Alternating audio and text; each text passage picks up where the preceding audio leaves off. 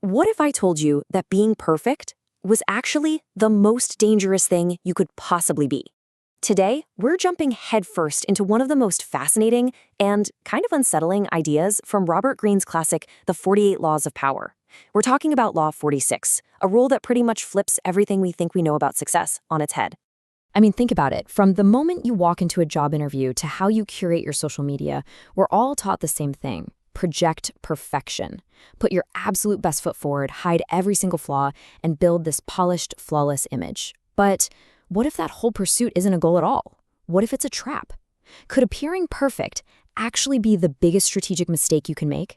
To really get why, we need to look at a cautionary tale. And this is a true story about two friends whose lives were completely torn apart by the very thing one of them worked so hard to achieve: the appearance of a perfect life. It's a powerful and pretty tragic lesson in the hidden dangers of success. Okay, so our story kicks off in London way back in 1953. We've got two young guys, Joe Orton and Kenneth Halliwell, who meet at this prestigious acting school. They're both ambitious, they start working together, and eventually they become lovers. Their journey starts with a totally shared dream.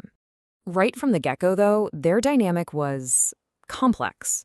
Halliwell, he was older, more educated, and he really saw himself as the mentor to the younger, less experienced Orton. But under the surface, something else was brewing.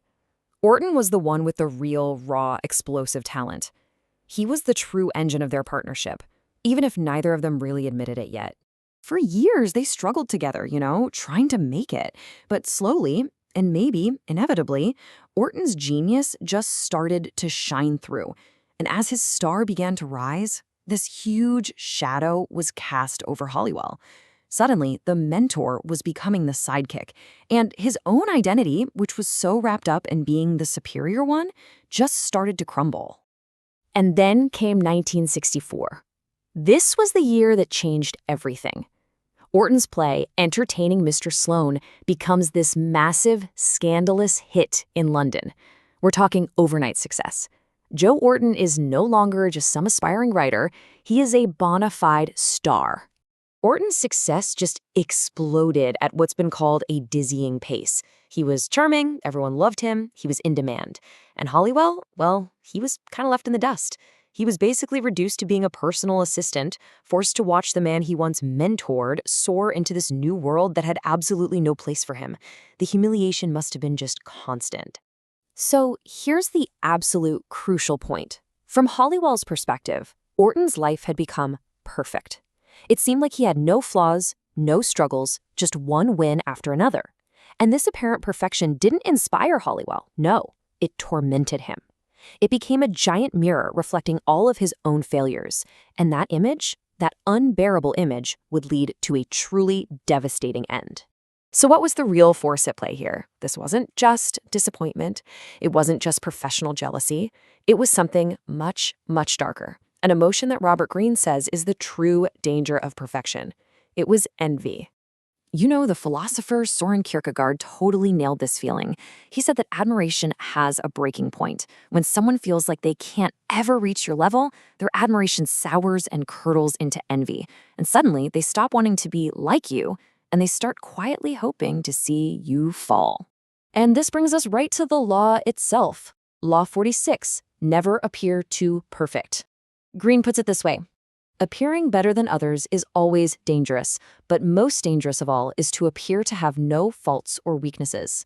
And why? Because just like the story of Orton and Halliwell shows us, envy creates silent enemies. And that really gets to the core of how envy works. It's a silent killer. See, an envious person almost never admits what they're truly feeling. A lot of times, not even to themselves.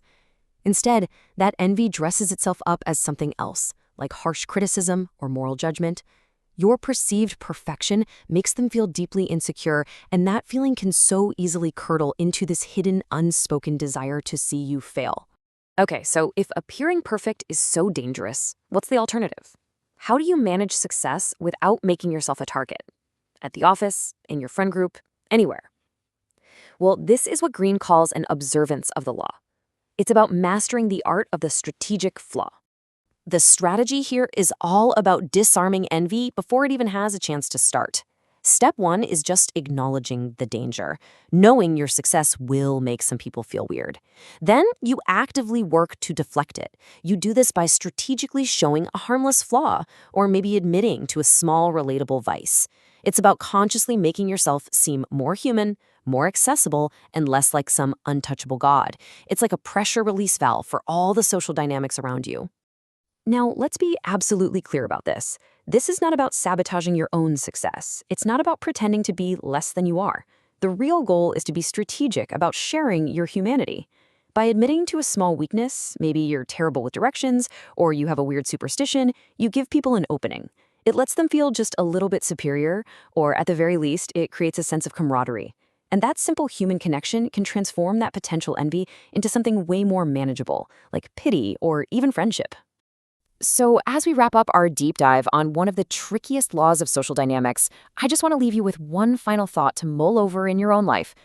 We live in an age of curated perfection, right? Perfect Instagram feeds, perfect resumes, these perfect lives we're all supposed to have. But what this law suggests is that this whole performance might be creating silent enemies we don't even know exist. So the question to ask yourself is this: in a world that demands you be flawless, how much of your own relatable, imperfect humanity are you hiding away? And what might that be costing you?